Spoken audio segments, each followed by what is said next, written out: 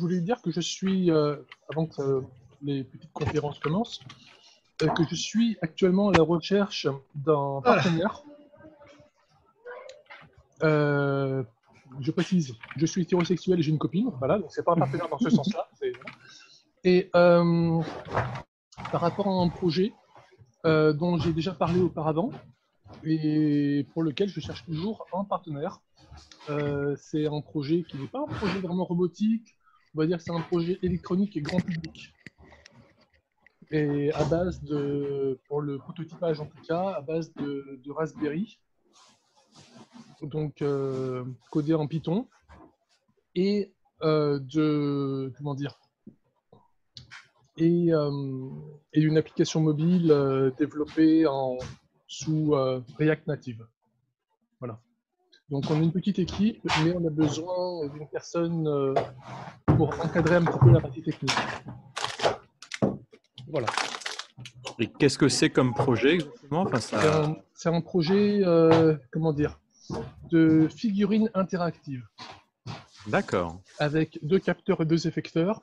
Un capteur Bluetooth, voilà, avec l'application, et un capteur qui est en fait un lecteur de QR code. Et les 2 effecteurs, c'est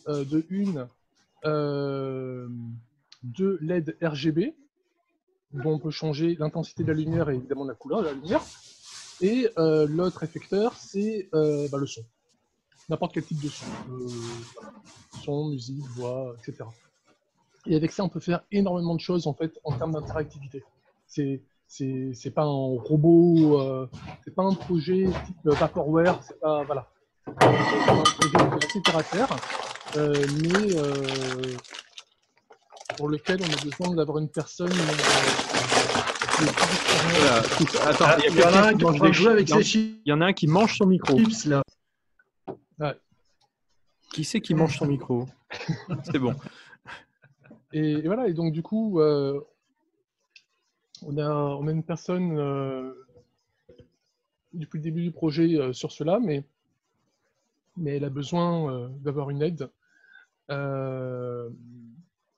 Donc voilà, donc on cherche une personne, sachant que c'est un projet certes qui se veut être commercial au final, mais au jour d'aujourd'hui, on travaille évidemment sur un plan contractuel basé sur du partage de revenus. Mais il y a un contrat en bonne et due forme. Voilà. Mais c'est vraiment un side project. C'est fait à côté de notre activité principale. Voilà. Donc l'idée, c'est de ménager le chou et la chèvre. D'accord. Et voilà. Donc c'est pas un projet super ambitieux, mais au moins c'est un projet à la fois novateur. Tel projet, ça n'existe pas, j'ai fait mes recherches.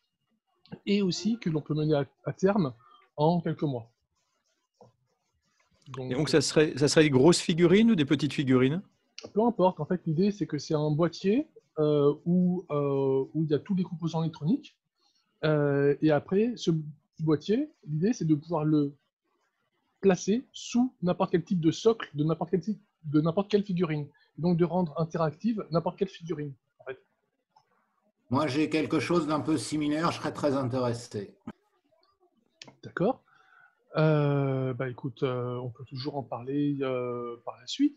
Je te mets sur le message ici, là dans la partie texte.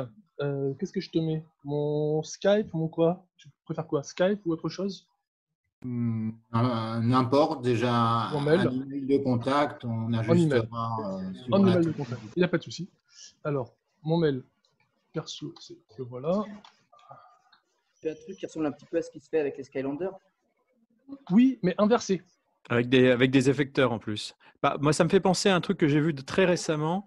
C'est Lego qui fait ça. Ils ont fait un Lego Mario Bros.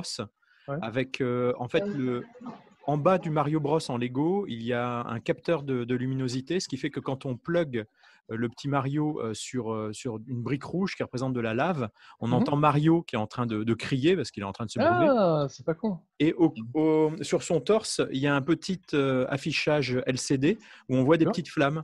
Et si on le pose après sur le dos d'une tortue ou un truc comme ça, il crie Yippee ou des choses comme ça. Sur une pièce, un truc jaune. Et c'est sa base de NFC, un truc comme ça, je suppose? Non, parce que RFID, j'en ai pas vu en vrai, mais en tout cas, en voyant la luminosité en bas au pied du Mario, c'est pas NFC du tout, c'est qu'il y a un capteur de couleur. Hein, D'accord. je pourrais même pas dire, c'est même pas une caméra, mais un capteur de couleur pour voir si c'est rouge, vert, bleu, orange. A priori, ça s'intéresse juste à la couleur de ce qu'il y a en dessous.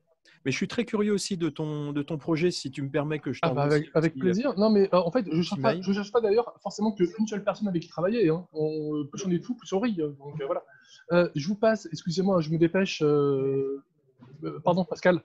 Donc voici la page Facebook du projet Transmédia, où il y a en jeu vidéo 2 jeux de plateau en cours de développement, donc avec des équipes dédiées, un jeu de rôle papier à l'ancienne, façon Donjons et Dragons, mais en plus simplifié. Et donc ce projet-là, électronique grand public, pour lequel je n'ai pas du tout encore communiqué pour l'instant, parce que c'est vraiment trop tôt pour commencer à communiquer dessus. Voilà. Mais je serais ravi. Merci Pierre. Cédric, je t'en prie, n'hésite pas à m'envoyer aussi ton mail si tu veux. Et salut Thierry. Et moi je vais faire une joie de vous envoyer un petit mail à l'un et à l'autre, ou à d'autres personnes encore qui sont potentiellement intéressées, pour pouvoir en parler de vive voix. Parce que j'ai essayé, sachant que vous connaissez peut-être l'EMRIR, école de robotique et d'informatique à Perpignan, l'EMRIR. Et donc, en fait, on avait 2 étudiants qui ont bossé 2 mois, enfin, normalement, ça aurait dû être 2 mois, mais c'était ramené à 6 semaines à cause du coronavirus, sur le projet. C'était bien avancé. Et là, j'ai essayé de contacter des écoles pour continuer le projet en alternance, voilà. Mais, merci.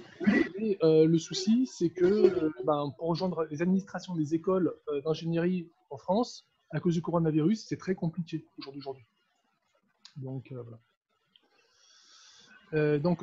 Oui, donc c'est avant tout centré sur le jeu vidéo. Je montre aussi des autres choses par rapport aux jeux de plateau et aux jeux de rôle papier.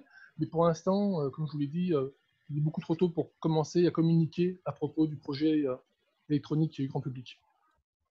Qui se veut être à la fois basé sur notre IP Transmédia, mais aussi pour pouvoir être transposable à d'autres IP. On peut penser à Ubisoft ou Ankama, qui sont des entreprises transmédia, mais qui n'ont pas du tout ce type d'interactivité avec un PC.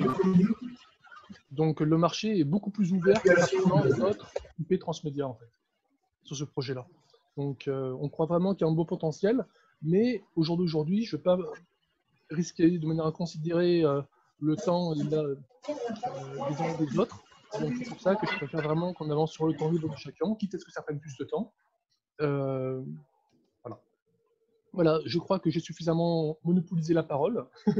Donc l'idée, c'est que je vais copier-coller les mails que vous m'avez passés pour vous contacter ce soir ou demain ou plus tard. Ok, c'est sympa. Moi, je dis, à Pascal, à force de tout faire défiler, tu pourrais au moins liker au moins un truc. Hein?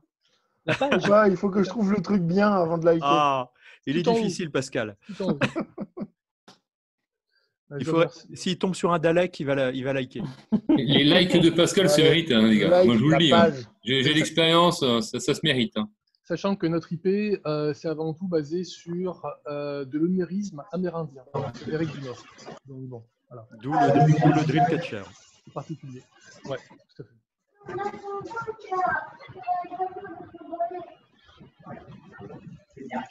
Ok. Alors, est-ce que les gars